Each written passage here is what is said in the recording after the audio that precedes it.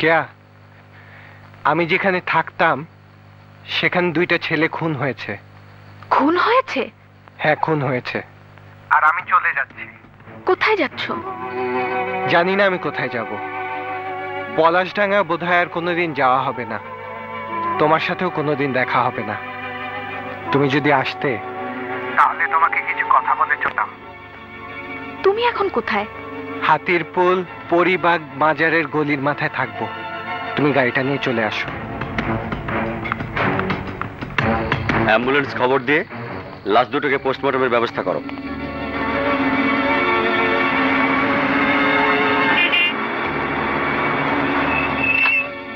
এই গাড়ি রাখো তো, রতনের মতো মনে হচ্ছে। রতন,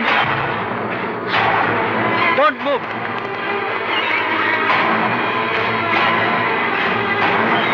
তোমার ব্যাগটা দেখি।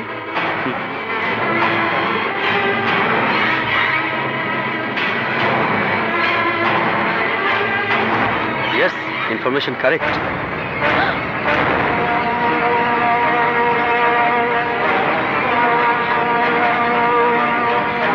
এটা কি? না, আমার ব্যাগে পিস্তল ছিল না। এই পিস্তল দিয়ে এই মাত্র তুমি 2টো মার্ডার করে এসেছো। কেয়া দেখেছো? রতন তুমি? না কেয়া। তোমার কাছে কি স্বীকার করবে? স্বীকার করবে। এখন অ্যারেস্ট করলে, কোর্ট থেকে রিমান্ডে আনলে তখন স্বীকার করবে। কেউ নড়বে না, নড়লে গুলি করে দেব। কেয়া, কিছুই বলা হলো না তোমাকে। Keya, I am going forever. তোমার সাথে বোধহয় আর কখনো দেখা হবে না। এই তাড়াতাড়ি চলো, গাড়িতে ওঠো, ওকে ফলো করতে হবে।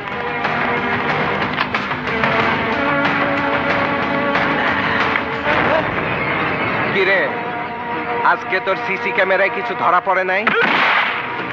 এই!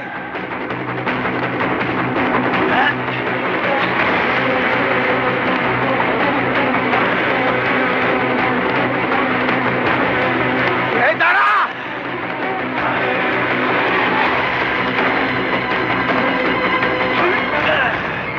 তুই আমার বুকে পিস্তল ঠেকাইছিলি, তুই আমার হেরোইন পাচারকারী বানাইছিস।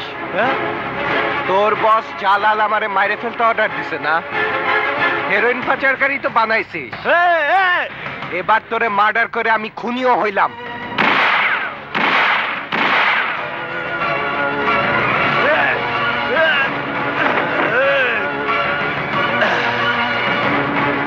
এইবার জালাল,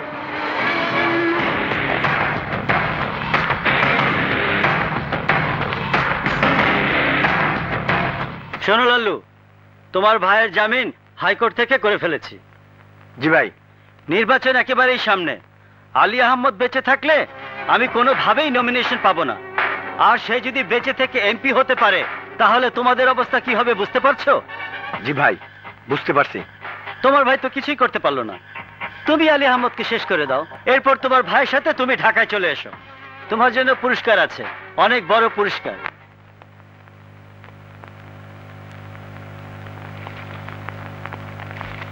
মানিক স্যার, আমার খুব খারাপ লাগছে তোমার হাতে এই কাগজটা দিতে।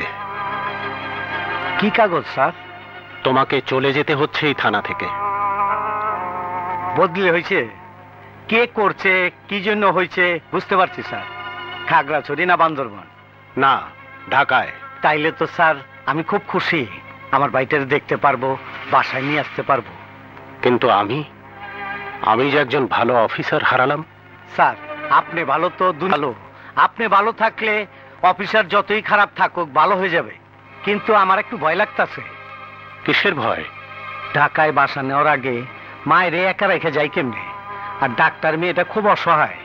কাসুর তো জামিন হয়ে গেছে, আমি ছিলাম দৌড়রূপে ছিল। আমি চইলা গেলে আমি আছি মানিক, আমার উপর ভরসা রাখো। তোমার মা মানে আমার মা, এদিক নিয়ে কোনো চিন্তা করো না। Wish you good luck. Yes sub inspector Manik. Sir, আপনার কথা অনেক শুনেছি। পলাশডাঙ্গা থানায় আপনার নাম ছিল ক্লিনিং মেশিন। স্যার, ওইটা লোকে বাড়তি কয়। ইয়েস, ওই বাড়তি কাজটুকুই আপনাকে আমার এরিয়ায় করতে হবে। Take this list. ঢাকার 90 সন্ত্রাসীদের নাম এবং ছবি আছে এই ফাইলে। স্যার আজকের দিনটা আমার মাফ করে দেন স্যার। মেলা দিন ধরে আমার ছোট ভাইটার সাথে দেখা হয় না। ও ঢাকা ভার্সিটিতে পড়তাছে। ভাইটার সাথে দেখা না হইলে আমার কোনো কাজে মন বসবে না স্যার। ওয়েল, ভাইয়ের সাথে দেখা করে কাজ শুরু করে দেন, কিন্তু লিস্টটা নিয়ে যান। দেন স্যার।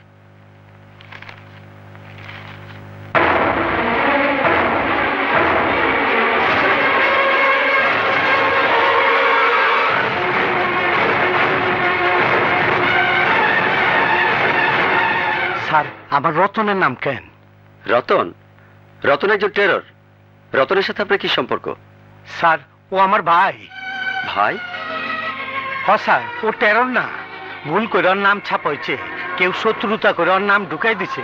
স্যার ভুল, সবই ভুল। মানিক সাহেব, পুলিশের সমস্ত গোয়েন্দা বিভাগ অনেক যাচাই বাছাই করে এই রিপোর্ট তৈরি করেছে।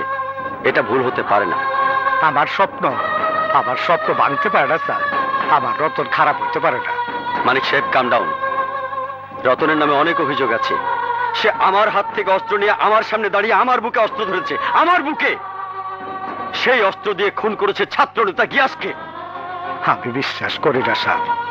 রতন যদি আপনার ভাই হয় তাহলে অবশ্যই আপনি বিশ্বাস করতে পারবেন না।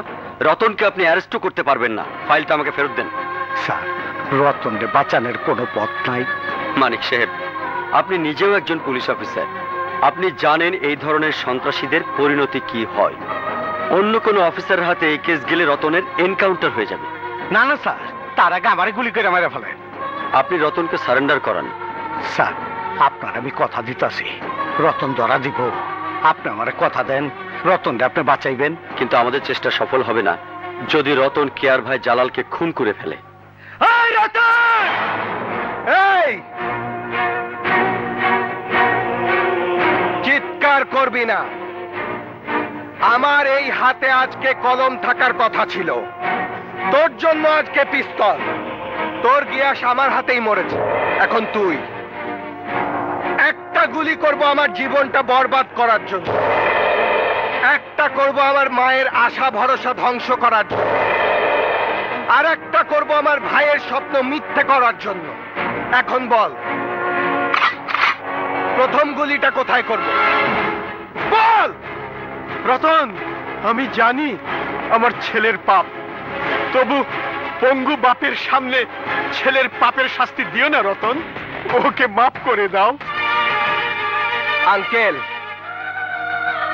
ওকে মাফ করলে কি আমি পাপ মুক্ত হব? ওকে মাফ করলে কি আমার ভাই আমাকে মাফ করবে? ওকে মাফ করলে কি আমার দুঃখিনী মা আমাকে ক্ষমা করবে? রাজনীতির নামে ছাত্র সমাজকে ও যেভাবে ধ্বংস করেছে, তাতে ওর বেঁচে থাকার কোনো অধিকার নেই। ও আমার ভাই, আমার বৃদ্ধ বাবা। আমি তোমাকে ভালোবাসি, সেই ভালোবাসার কসম। আমার এই বৃদ্ধ বাবার সামনে তুমি তার ছেলেকে খুন করো না। তোমার এখনো ভালো হয়ে যাওয়ার সুযোগ আছে, তুমি ভালো হয়ে যাও।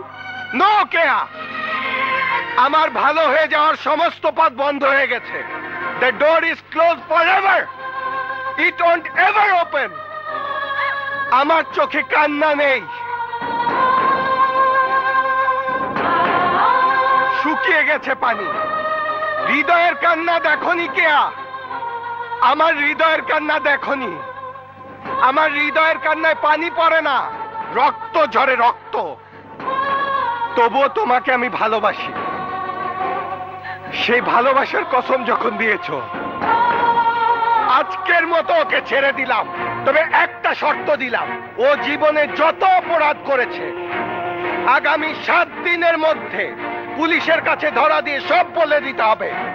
আর তা যদি না দেয়, ঠিক 7 দিন পর আমি ওকে মেরে ফেলবো। কেয়া যায়। আল্লাহ হাফেজ।